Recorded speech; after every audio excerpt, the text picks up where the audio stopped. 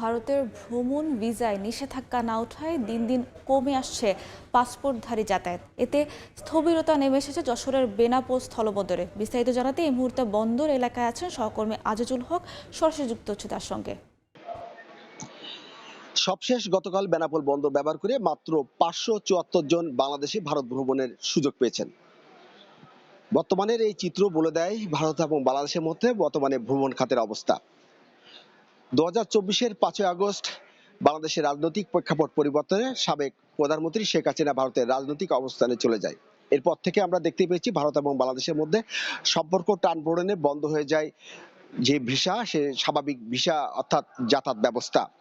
পরবর্তীতে আমরা দেখতে পেয়েছি প্রায় 1.5 বছর অন্তর্বর্তীকালীন সরকার ক্ষমতায় থাকলেও কিন্তু ভারত এবং বাংলাদেশের মধ্যে যে সম্পর্ক, এই সম্পর্কের উন্নতি না হয় কিন্তু ভিসার উপরে যে নিষেধাজ্ঞা ছিল সেটি প্রত্যাহার হয়নি।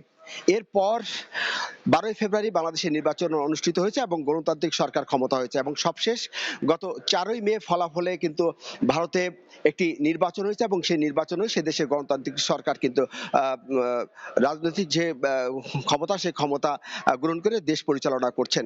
সাধারণ যে পাসপোর্টধারী ভারত বা বাংলাদেশে তারা প্রত্যাশা করছিল যে সরকার পরিবর্তনে দু দেশের মধ্যে যে ভিসার উপরে যে নিষেধাজ্ঞা ছিল সেই নিষেধাজ্ঞা প্রত্যাহার হবে এবং যাতায়াত ব্যবস্থা আরো সহজ হবে, কিন্তু এখনো পর্যন্ত কিন্তু সেই প্রক্রিয়া দেখা যায়নি। ফলে ভারত এবং বাংলাদেশের মধ্যে যে পাসপোর্টধারী যাতায়াত সেটি কিন্তু দিন দিন একেবারে কমে যাচ্ছে।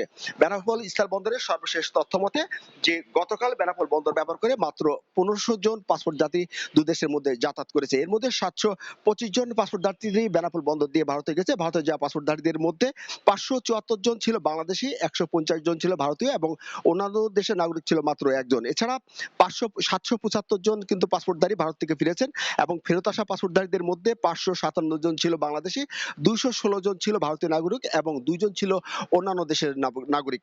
স্বাভাবিক সময় প্রতিদিন এই বেনাপোল বন্দর দিয়ে প্রায় 6 থেকে 7 হাজার পাসপোর্টধারী যাতায়াত করতো, কিন্তু এই ভিসার উপরে নিষেধাজ্ঞার কারণে কিন্তু পাসপোর্টধারী যাতায়াত আশঙ্কাজনক হারে কমে গেছে। বর্তমানে যারা ভারত এবং বাংলাদেশের মধ্যে যাতায়াত করছেন এই সমস্ত যাত্রীদের মধ্যে 95% পাসপোর্টধারী রয়েছেন যারা মেডিকেল বিষয়ে যাতায়াত করছেন এবং 5% বিজনেস এবং যারা উচ্চশিক্ষা গ্রহণের জন্য যাচ্ছেন এসব পাসপোর্টধারী যাত্রী রয়েছে। তো এই ছিল বেনাপোল স্থল বন্দর থেকে যে সরকার পরিবর্তনের পরেও দুই দেশের মধ্যে যে ভিসা প্রক্রিয়া স্বাভাবিক না হয়, যে এখনো যে পাসপোর্টধারী যাতায়াত আশঙ্কাজনক হারে কমে গেছে তার সর্বশেষ। দর্শক, যশোরের বেনাপোল স্থলবন্দর থেকে ভারতের ভ্রমণ ভিসায় যে নিষেধাজ্ঞা হয়েছে সেই নিষেধাজ্ঞার বিষয়ে সবশেষ তথ্য দিচ্ছিলেন আমাদের সহকর্মী আজিজুল হক।